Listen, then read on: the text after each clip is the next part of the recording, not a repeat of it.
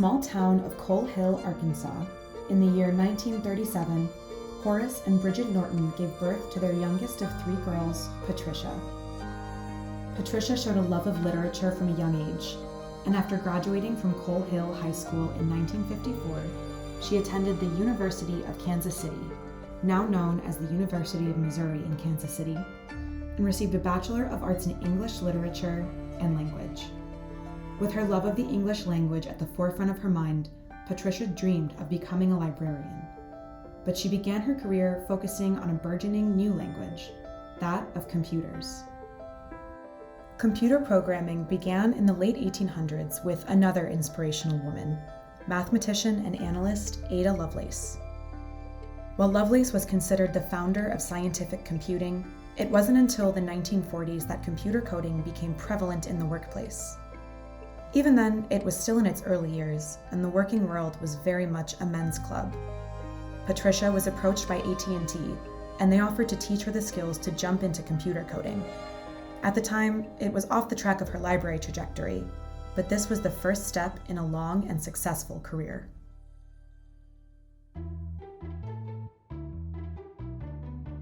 Patricia met Richard in 1962. The two married and then moved in 1965 when Dick's job at IBM took them to Chicago. While waiting at Dick's office for a lunch date, Patricia wandered into an employment office specializing in computers and technology. She was presented with the opportunity to interview with none other than the Playboy Company for a role in their computer department. After chatting with her husband, they both agreed she should do the interview, just for a funny story to tell. It turns out Patricia would land that job and worked with the company for 6 years, much to her mother's displeasure. She began her career there as a systems analyst and programmer for Playboy Enterprises. Patricia was now in the heart of the men's club. Being one of the only women working behind the scenes at a company like Playboy certainly wasn't always easy. She recounts moments where she was underestimated. Some men made a big deal that I was there and were surprised I could answer a question. But Patricia wasn't afraid of making waves at Playboy. She fondly recalled a project she led wherein she programmed key cards to replace the iconic Playboy Club keys.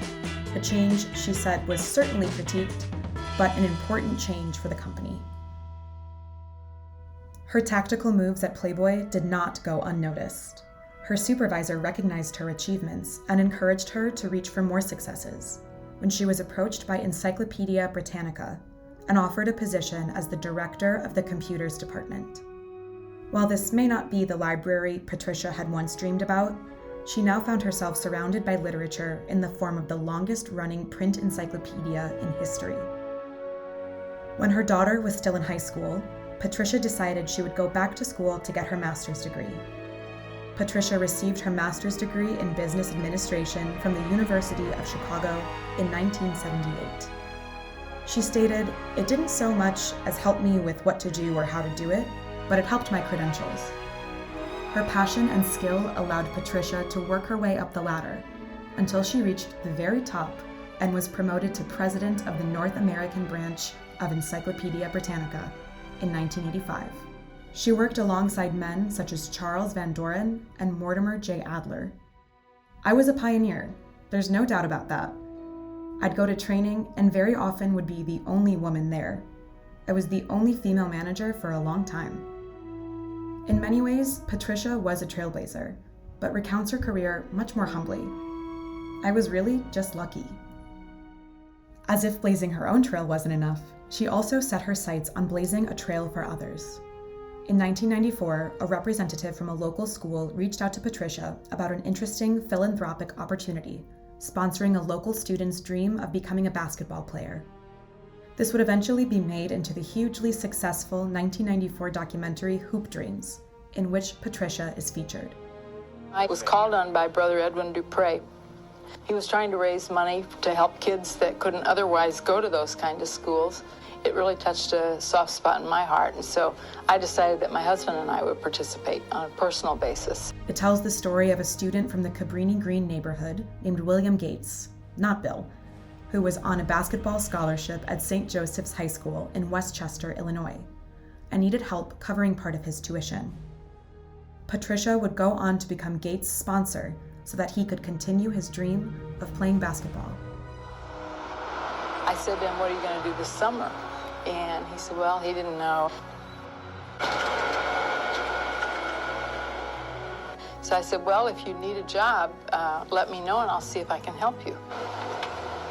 We had a job that didn't require a lot of previous training, so we hired him. She continued sponsoring Gates throughout his education and paid for his college education at Marquette University as well. After Gates graduated from Marquette, he focused on giving back so that other inner-city youths like him could have the same opportunities he had.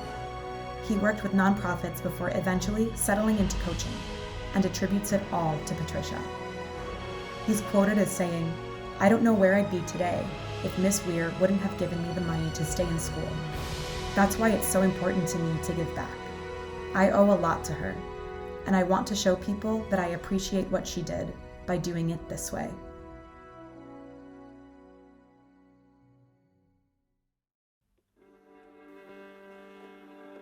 On the other side of the pond, in 1940, a girl named Irene was born in Glasgow, Scotland.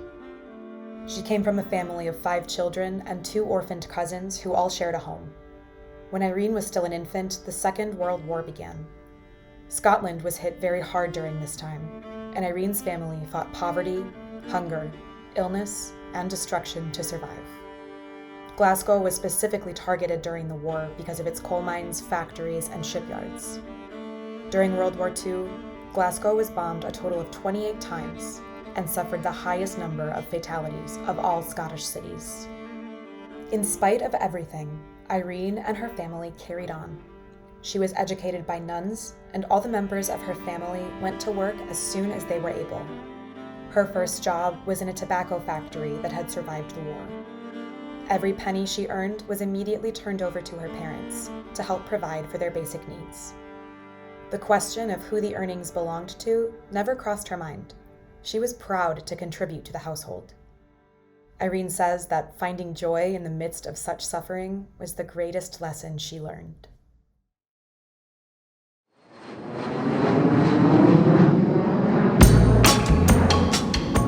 In 1960, at the age of 20, Irene decided to make the change of her life and emigrate from Scotland to a new life in the United States, as so many have done before in search of opportunity. On that very first flight from Scotland, Irene was approached by a flight attendant who undoubtedly noticed her bright smile and ambitious attitude and offered her a job opportunity with United Airlines. Irene was then immediately thrust into a completely new world and with a modern career that was just starting to boom. The 1950s and 60s would go on to be known as the golden age of plane travel, a name so called because of the glamorous stewardesses, great meals, sometimes gourmet, and lots of legroom. Men wore 3-piece suits and ties, ladies wore dresses, high heels, and jewelry. A far cry from today's flights and dress codes. Being a flight attendant was an incredibly sought-after position for young women at the time. Only around 1 in 30 new applicants were ultimately hired after the interview process, and by 1967, airlines such as TWA accepted fewer than 3% of its applicants, a lower acceptance rate than Harvard. United Airlines had an extremely strict set of rules for the stewardesses they did hire. They had to be female, between the ages of 21 and 27. They had to be between 5'2" and 5'9", and their weight had to be proportionate to their height, but no more than 135 pounds. They needed to be high school graduates with 3 years of public contact experience.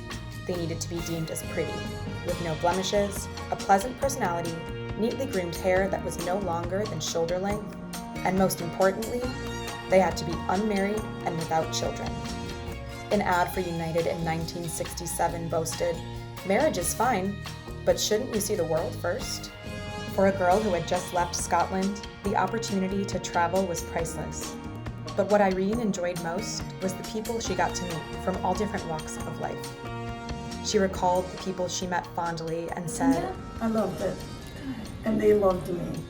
Within her first year at the company, Irene was approached by United Airlines' advertising team to model for the company. In typical Irene fashion, she embraced the opportunity. Irene was featured in multiple ad campaigns and billboards and was the unofficial spokesperson for United Airlines in the early 1960s.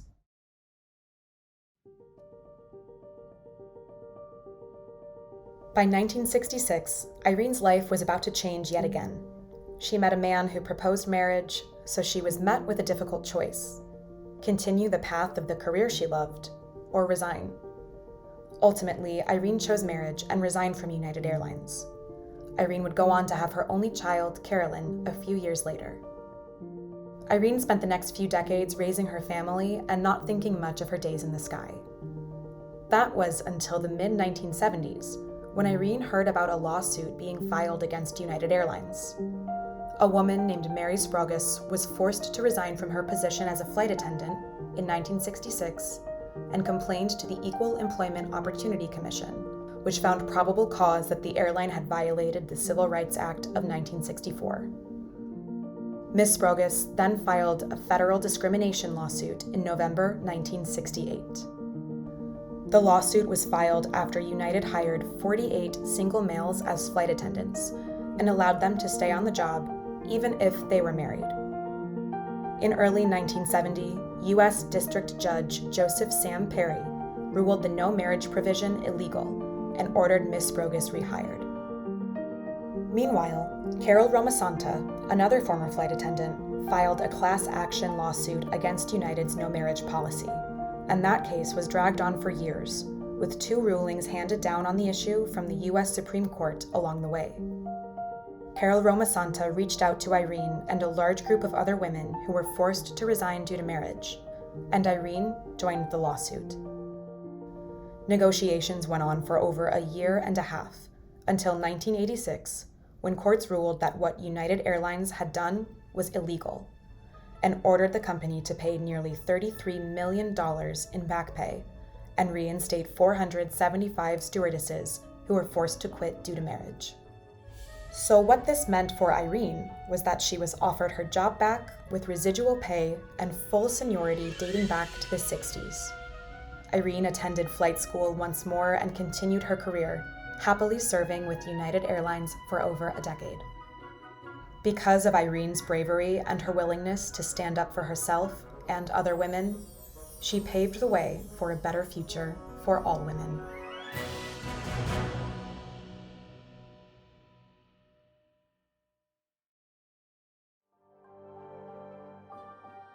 In 1926, in Washington State, Hannah Semba, then Hannah Hayano, was born.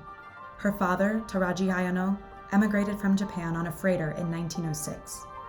Her mother, Tona, was a picture bride, a common practice at the time of arranging marriage for Japanese immigrants by exchanging photos through a matchmaker. Growing up, Hannah recalls reading constantly and being close with her sister. She was an active member of her high school and a very good student. She was a normal teenager until December 7, 1941. After the attack on Pearl Harbor, Franklin D. Roosevelt issued Executive Order 9066, forcibly relocating some 120,000 people of Japanese descent, most of whom were American citizens, to internment camps. The Hayanos were one of these families. In February of 1942, Hannah and her family were put on the back of an open-bed army truck and driven through the middle of town. Even now, Hannah recalls the embarrassment of that ride as people shouted "Good riddance" on their way out. They were transferred to Hart Mountain Relocation Center in Wyoming. Camp life was bleak, but Hannah says they made the best of it. She describes this time as boring and the food not being very good, but made a point to also say they weren't unkind to us. She says now that people knew what they were doing was wrong, but some people just had a louder voice. While her classmates stayed behind and finished their education in the school they had always known, Hannah attended makeshift classes taught by Quaker volunteers. In 1944, Hannah's class graduated without her. A newspaper article from her hometown in 1944 wrote that the mood of that day was somber, and students sat with lumps in their throats. The article also mentions Hannah and the work she did to preserve her classmates' memories in the yearbook.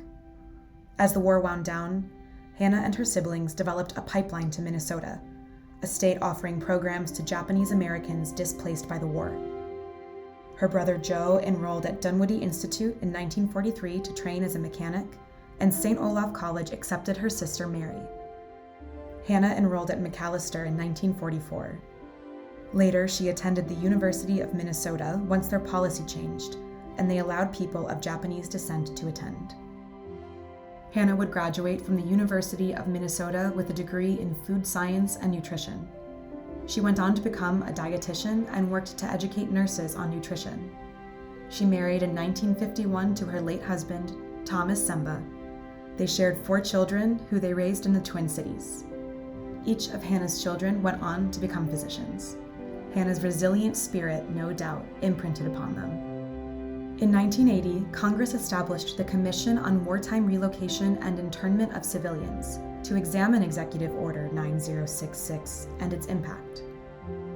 Its report, titled Personal Justice Denied, concluded that the incarceration was a grave injustice motivated by race prejudice, war hysteria, and a failure of political leadership. The United States formally apologized in 1988 for what President Ronald Reagan called a sad chapter in American history when he signed the Civil Liberties Act. Yet we must recognize that the internment of Japanese Americans was just that, a mistake. For throughout the war, Japanese Americans in the tens of thousands remained utterly loyal to the United States. In 2021, for Hannah's 95th birthday, she mentioned to her family that she wanted to see her old high school. So she and her son planned a trip for what Hannah thought would be a quick glimpse of her old school.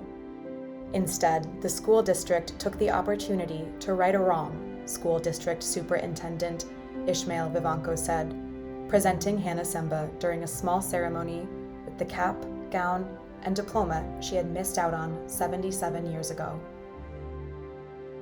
So on behalf of the Mount Vernon School District and upon the recommendation of the faculty, it is my pleasure as superintendent to declare you graduate of the Mount Vernon School District with all the rights and honors.